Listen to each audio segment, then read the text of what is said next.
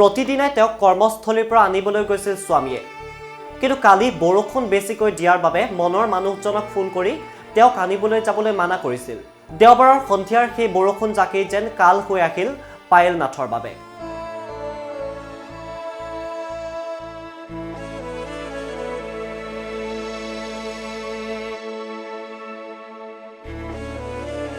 এখন ঘৰ কাহ পৰি জিন গৈছে আজি। কোনে বুজাব, কোনে বুজিব? কাৰণ তেওঁলোকে যে হেৰুৱাইছে কলিজাৰ টুকুৰা বুকুৰ মগহ। কৃত্ৰিম বানমুক্ত কৰিম বুলি গুৱাহাটীক প্ৰতিখন চৰকাৰে কৰিলে বঞ্চনা। প্ৰতিবাৰেই অনাকাংক্ষিত কোনো ঘটনা ঘটাৰ পিছত, কোনো পিতৃ নাইবা কোনো মাতৃৰ বুকু সুদা হোৱাৰ পিছত প্ৰতিখন চৰকাৰে আশ্বাস দিলে গুৱাহাটীক এইবাৰ বানমুক্ত কৰা হ'ব।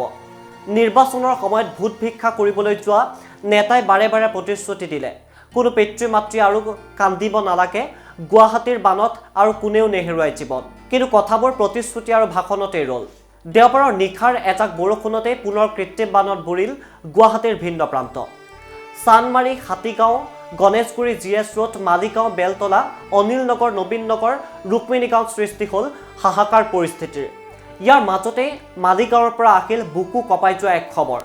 কৰ্মস্থলীৰ পৰা ঘৰলৈ গৈ থাকোঁতেই উন্মুক্ত নলাত সোমাই উটি গ'ল ধাৰাপুৰৰ পায়েল নাথ নামৰ এগৰাকী মহিলা।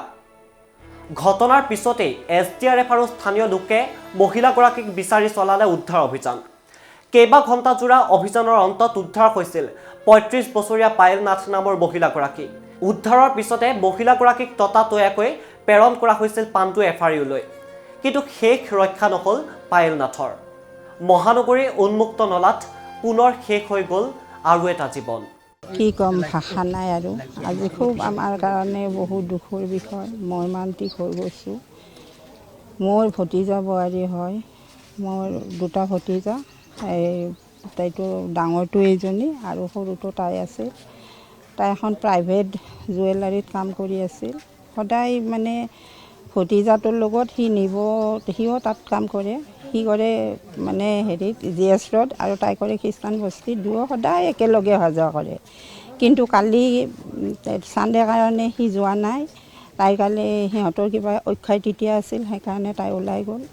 গৈ পেলাই যেতিয়া ৯:৩০ বাজিছে চাগে, তেতিয়া মানে ইমান বৰষুণ পৰিছে, তেতিয়া তাক ফোন কৰিছে। সি ওলাইও গৈছে, গৈ ধাৰাপুৰ ঠিক পাইছে, তেতিয়া আকৌ ফোন কৰিছে যে হিটলাৰ বুলি মাতে তাক খুব মৰমতে, মানে তাই হিটলাৰ বুলি মাতে। হিটলাৰ, তই আহিব নালাগে দে, বহুত পানী, ক'ৰবাত জামত ফাঁচিবি, মই আজি ঘৰলৈ নাযাওঁ, মোৰ বান্ধৱী এজনী পাণ্ডুত থাকে, মই তাইৰ ঘৰতে থাকিম।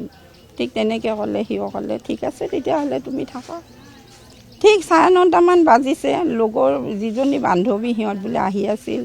হঠাতে কেনেকৈ কি হ'ল, দুইটা একেলগে আহি আছিল নে পিছলে খালে, কিন্তু তাই অলপ ভাল হৈ আঁতৰিয়ে গ'ল নে কি হ'ল, এই পিছলি পৰি গ'ল। কোনোবাই হয়তো ধৰিবলৈ বোলে হাতখন মেলিছিলোঁ, কিন্তু ধৰিব নোৱাৰিলে। তাই একেবাৰে তৎক্ষণাত উটুৱাই লৈ গুচি গ'ল। এখন জুৱেলাৰীত কৰ্মৰত আছিল পায়েল নাথ নামৰ মহিলাগৰাকী। পায়েল নাথক প্ৰতিদিনাই কৰ্মস্থলীৰ পৰা আনিবলৈ গৈছিল তেওঁৰ স্বামীয়ে। কিন্তু কালি সন্ধিয়া বৰষুণ বেছিকৈ দিয়াৰ বাবে স্বামীক ফোন কৰি তেওঁক আনিবলৈ যাবলৈ মানা কৰি দিছিল পায়েলে। বৰষুণৰ বাবে পাণ্ডুৰ বান্ধৱীৰ ঘৰতে থকাৰ কথা আছিল মহিলাগৰাকী। কিন্তু বান্ধৱীৰ ঘৰলৈ গৈ থাকোঁতেই ঘটিল এই অনাকাংক্ষিত ঘটনা। উন্মুক্ত নলাত সোমাই উঠি গ'ল পায়েল নাথ। কথমপি প্ৰাণ ৰক্ষা পৰিল পায়েল নাথৰ বান্ধৱী এজনৰ লগত থাকি যাব নালাগে। এনেতে তাৰমানে গুৱাহাটী এই ক্ৰছ হৈ আমাৰ পাহাৰৰ ছাইডত গৈছিল। ফুটপাথৰ হয়তো প্লেট এই ধাৰে উঠাই নিছিল বা ব্লেংক আছিল নাজানো।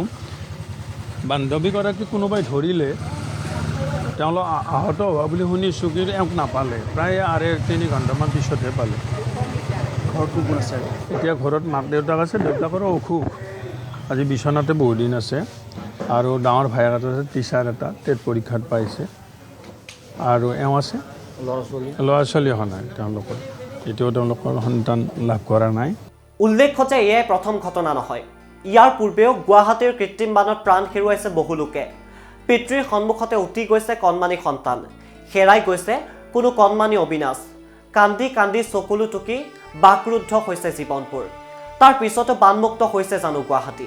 নিৰ্বাচনৰ সময়ত গুৱাহাটীক বানমুক্ত কৰাৰ 100 এবুৰি প্ৰতিশ্ৰুতি মন্ত্ৰী বিধায়কৰ নিৰ্বাচন গলেই স্মৃতিশক্তি লোপ পোৱা মন্ত্ৰী বিধায়কে বুজিবনে চকুৰ সন্মুখতে বুকুৰ কুটুমক হেৰুৱাৰ যাতনা নে আশ্বাসতে প্ৰতিশ্ৰুতিতে ৰৈ যাব কথাবোৰ আৰু কিমান অবিনাশ নাইবা পায়েলনাথ হেৰাই গলে সলনি হ'ব কথাবোৰ প্ৰশ্ন বহুত কিন্তু উত্তৰ ...